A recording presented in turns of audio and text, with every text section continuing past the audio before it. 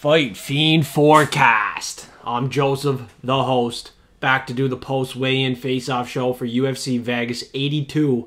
Back at the Apex here, and usually we go through the face-offs, I pull up the picture, and I go through each and every final prediction, but we're going to change up the format a bit. We're going to go through the props of the week, the lock of the week, the dog of the week. We're going to do an Underdog Fantasy Parlay. I know somebody a couple months ago was asking for an Underdog Fantasy Parlay, something like that. So we're going to bring it on this show here. And I also have a Betway Parlay, a treble bet. It's like a Peoples Parlay. I think everybody's going to like this one, so stay tuned. I'm not going through each and every fight prediction, but we're going to talk about the weigh-in results here. And we got a couple people missing weight. They didn't look too good on the scales. First of all, this guy is a huge favorite. I don't think it's going to affect him. Lucas Alexander, he weighed 148. That's 3 pounds overweight. He's given up 20% of his purse, and I'm going to think he's going to come out here and get a finish. Probably early here. Jekka Sergey's pretty wild, uncalculated, uncoordinated. I don't think he's UFC caliber, and it's probably going to show here in this fight. I'm going to pull up my notes here, or bring them up, because I don't have them in front of me. But Lucas Alexander, this guy could be good down the road. He's still a young fella, and he's training with Lyoto Machida, Fusion XL group here, Rodolfo Vieira, and Philippe Rowe. So he's training with a bunch of good guys. I know for sure Jekka Sergey isn't training with those guys. So at this price tag, obviously he's the rightful favorite, and everybody has been putting their money on him. Hopefully nothing crazy happens like a disqualification, because I think that's the only way he can screw this up. And another person that missed weight, Aline Perez, she needed the box. A shame. She ended up making weight, though. It says 136 here. She's not giving up any of her purse, and she's fighting Pudilova, and in this matchup, I'm going with the favorite, and I'll talk about it again once we get to the value props, but Pudilova on the scale, her arms look pretty flabby. She didn't have much muscle there. People are taking her as an underdog here. Not sure why. She didn't even look great on the scale. A lot of fat on those arms. I think Perez, or I should say Nurmagomedov, Aline Nurmagomedov, is really going to have her way in this matchup for sure. And another weight miss. This guy's a slight favorite against Charles Johnson, Rafael Estevam. And on the early prediction show, I wasn't saying Rafael. I was definitely saying Rafael. So that's my mistake. It's Rafael Estevam. This guy weighed in at 128. So another guy, 3 pounds overweight. He's given up 20% of his purse. And I was going to make him a lock of the week, like I said. But because he's debuting and he's fighting a guy with a lot of experience, like Charles Johnson, he has 5 decision losses. 1 to Muhammad Mokaev, who has an incredible gas tank. And another loss to Cody Durden. So both those guys have a very good gas tank. And it's hard to have more cardio than them and outwork them. So no shame in those losses. Another loss to Odie Osborne. He's another good guy in the flyweight division. So Charles Johnson has a boatload of experience here. I'm not going to make him a lock. I'm probably not even going to bet him. You know, I was going to even put him in this parlay, and I was like, the hell with it. I'm not chasing a 5-fold on this card. It's priced close for a reason. I'm going to stay away. We're going to see how he debuts here. I think he's going to come in here, maybe find a finish, likely win a decision, but I don't really feel comfortable betting it now that I see them face off. It's going to be a close one, so let's just stay away. And the other person that missed weight that might have been it. I think that was it. So everybody else is looking good here. And at the face-offs, Peyton Talbot, he's the biggest favorite on this card against Nick. Still, I'm not going to say his last name. Nick Aguirre, whatever. So Peyton, I think he's going to win this fight pretty easily here, but to get a finish at $1.71, I think it is extreme, very extreme. So I have a value prop in that fight. I see maybe one person taking the stab at Nick. Like, if I need to talk about it again here, where is it here? First, he's on the main card too. So first fight in the UFC, he's on the main card, spotlight's on him, accurate and sharp. And he has knockout wins over a guy that was 8-1, 5-4, and 4-2. He's still green in his career. Those are all in 2022. He went pro in 2021, but so did Nick. And Nick knocked out a guy that was 0-7 and 1-9. So I don't see a knockout here for Nick whatsoever. This is another one, just like Lucas Alexander. Peyton's going to need a DQ. What I mean to say is get DQ'd, but I don't see that happening. He's too smart in there, high IQ. And the only guy that I heard that's taken Nick is actually going for that submission. Looking at the submission wins, 7-4, 2-0, 1-1, 1-1. Very green. More green than Peyton Talbot. I feel like this is a setup for Peyton Talbot. Not going to bet it. Not going to parlay it. This is another one. Just like Estevam. Let's just sit back, relax, enjoy. See how he debuts. And then later we can bet on him. Maybe fade him, right? And now let's get right into it. Lock and dog of the week. Underdog of the week. This was not a favorable dog. This is probably like a fade of the week play for most people. So I just made another dog of the week right before I started the show. And you guys are probably on the edge of the seat for that one. But you already know this one, if you're in Discord for absolutely free, you should be in Discord for free. We have a great community going. The props were out there early. The lock and dogs were out there early. And this guy, Chad and Helliger, wasn't favored by many of the forecasters in Discord. I don't blame them. I don't, because of the reach advantage for Jose Johnson. This seems like a very good favorite, but I'm going with the Canadian. I'm going with the dog, the junkyard dog. I know he's 36. I know he doesn't have the reach advantage, but he has power. He's going to push forward. I listened to an interview. He said he's going to come in there in the first round and make him uncomfortable. He's going to make Jose Johnson uncomfortable. He's going to close the distance. He's going to go for the kill. Fighters don't always follow through with what they say on interviews, but some of the time they do. So I'm going to ride with the Canadian. I trust him. I had the tinfoil hat on last time for the early prediction show on this one. I'm going to ride with it, and I'm definitely going to be putting money on it. Because when he wins, I can't wait to rub it in your guys' face. Whoever is going with that fade of the week. And like I said, I don't even blame you for taking the fade of the week in this spot. Because you seen my underdog last week, Bazooka, get finished in the first round. And you also seen a couple of my underdogs get finished. Not a very good track record for the dog of the week. But the second dog of the week, I'm very high confidence on this guy. I was like, this could be a lock of the week for me. But I'm going to see if I can turn the dog of the week around, because I'm pretty sure this guy's fighting after the unfavored guy in the Discord chat, Chad and Helliger. Okay, so I'll make a more favorable pick for everybody. What about yours? The Dr. Medic. I think he's coming in here and getting this one done against a guy on short notice. This is a fight that we didn't get to talk about on the early prediction show. So I'll pull up the slide right now. And he's fighting a guy. This is going to be difficult to pronounce. Mytabik Oralby. That was difficult to pronounce. And he's coming in here at short notice. 25 years old. Has a 4-inch reach advantage. But looking at the wins. Knocked out a guy in round 2 that was 10-8 and 3-5-1.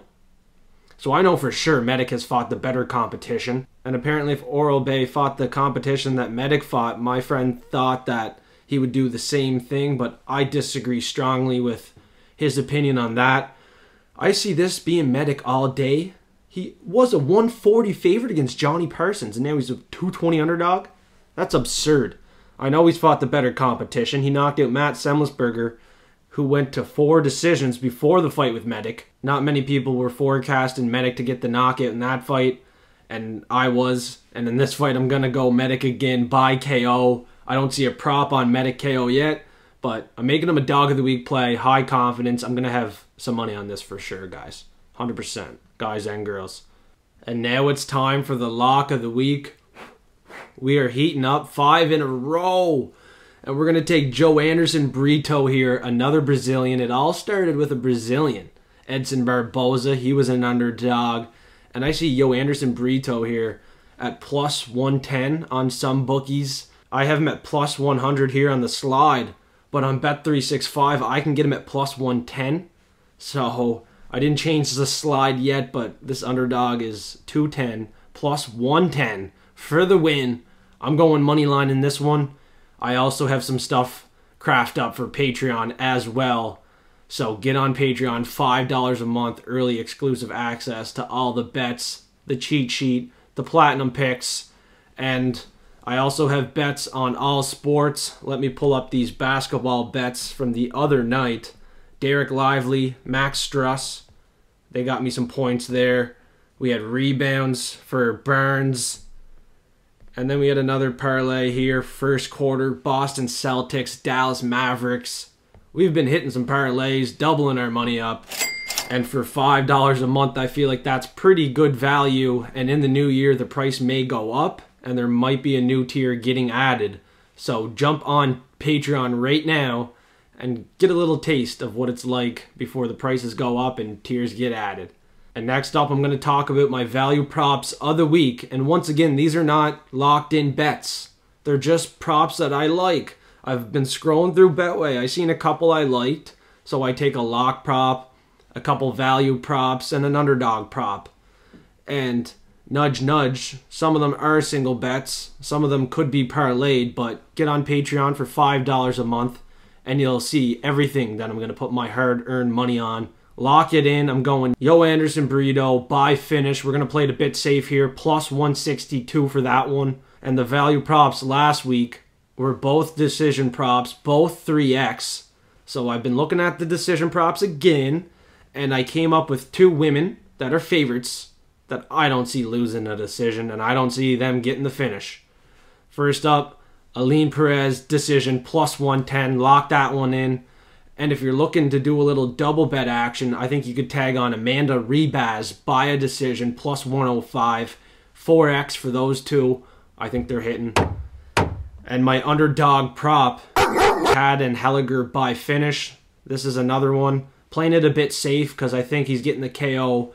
And I think Joe Anderson Burrito is getting the KO and making it snow.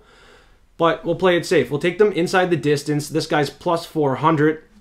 Our Canadian is going to pressure him early. I might even have a little bet on Chad and Helliger round 1 KO. I can get that on Bet365. So like I said, get on Patreon and you'll see all my bets. And these two value props, I didn't say them. I didn't put them in Discord, so I feel like I shouldn't give them out. I just gave you a little treat there, a little round 1 KO for Chad and Helliger. So here's another play. Joe Anderson Burrito has a lot of round 1 KOs. And actually, looking at Jonathan Pierce, this guy has been finished every single time in round 1. 2 submission losses in round 1 and a KO loss in round 1 to Joe Lauzon. So knockout or submission, right? We're playing it safe by finish. I think you could take the round 1 as well. Now, this is priced at plus 400, 5x. I definitely think it's worth a shot. And the views have been very low as of late. Even though the lock streak is hot, I don't know why the views have been low. So please comment below. I appreciate the support. And I really, really appreciate everybody that's been tuning in to the Fight Fiend forecast. You guys that have been tuning in know that I've been consistent. The lock streak's hot. We're having fun with the dog of the week. The value props last week were very good. And the parlays I'm giving out are like one-off every time. And this week, like I said, I'm giving out a treble bet. So this one's even safer. The People's Parlay. Everyone's going to like this one. And it's plus money. But before I give you the parlay and I give you the Underdog Fantasy Parlay, let's do another Patreon on Discord giveaway right now. So on Discord, you get access to Patreon. So all what you got to do is join Discord absolutely free. You got to be a forecaster. And then you got to comment below your 3 outcomes that you think are going to hit on this card. I'll give you 3 right now. You can take some of my props, go Perez decision, Rebaz decision, and Burrito by finish. And I'll give you Patreon access on Discord. If we have more than one winner, I'll give you all Patreon access on Discord. Just until the end of the year though, that's the catch. So it's a good month of access. All what you got to do is comment below your 3 outcomes. Last time I think we had 6 entries and 3 of them were one-off. So I hope to see the same people enter again and maybe even some more people trying to get in and enter that giveaway. It's a great giveaway. Just enter your 3 outcomes. There's a lot of outcomes that I think are going to smack on this card. If you look on Betway, on the props, you can see which ones are more favorited than others. That can help you out. I want to see some more people test out our Patreon. And then in the new year, I want to see some more people join and start making money with the forecast. And right now, I'll help you guys out and make some money. I'm going to give out the treble bet right now. The People's Parlay, it's plus 105. It's slight plus money. You can double up here. And these three favorites are high confidence for me. I'm not chasing a knockout. I'm not chasing a decision prop. We just play it money line. We double up that cash. First up on the main card, Michael Morales. Second leg, Christian Leroy Duncan. And the third leg, Mick Parkin. No explanation needed. Everyone should agree that's a safe parlay. We left off the big favorites. We left off the close fights. We left off the women's fights. So we got three decent favorites that I have high confidence in. I think the majority of us is going to play this bet, double our money, win together. And now it's time for the Underdog Fantasy. I don't know what you guys are going to think of this one. This is my first ever Underdog Fantasy. It's a 10x. I was thinking about putting $100 on it for $1,000. Haven't done it yet. I might do it. I'm very close to doing it.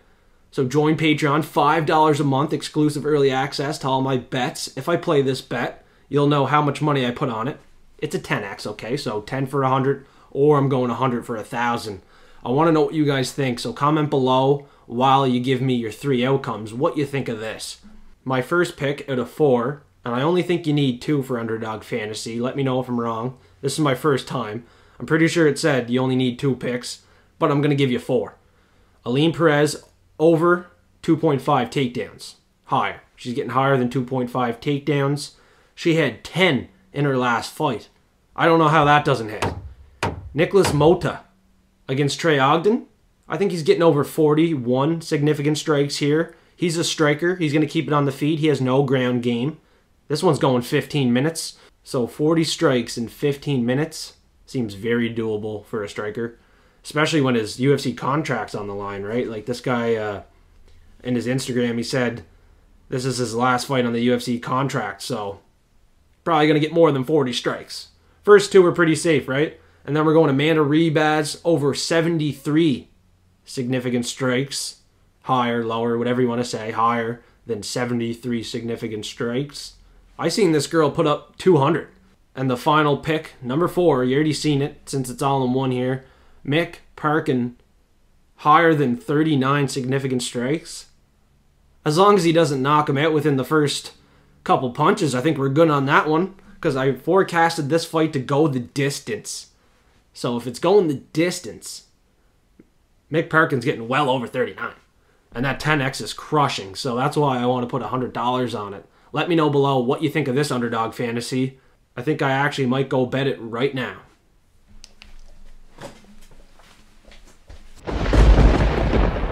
The bookies are going to pay for this one.